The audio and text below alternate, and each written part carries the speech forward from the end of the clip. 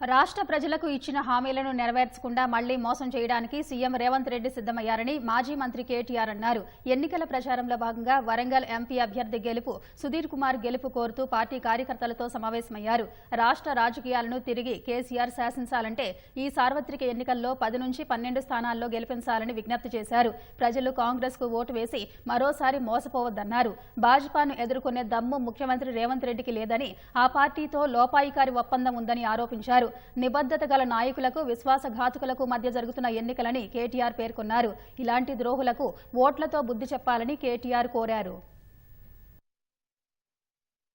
అరిచేతుల స్వర్గం చూపెట్టిరు. ఎన్నికలకు ముందేమో అభయహస్తం, ఎన్నికలు అయిపోయాకనేమో భస్మాసుర హస్తం. ఇప్పుడు మళ్ళా మోసం పార్ట్ 2, మోసం పార్ట్ 1 ఏమో అసెంబ్లీ ఎన్నికల కోసం, మోసం పార్ట్ 2 ఏమో పార్లమెంట్ ఎన్నికల కోసం. నిజంగానే కేసీఆర్ తిరిగి రావాలి అని మీరు అనుకుంటే, కేసీఆర్ గారు మళ్ళీ రాష్ట్ర రాజకీయాన్ని శాసించే రోజు రావాలి అని మీరందరూ అనుకుంటే, పార్లమెంట్ ఎన్నికల్లో మాకు ఒక 10-12 సీట్లు ఇవ్వండి.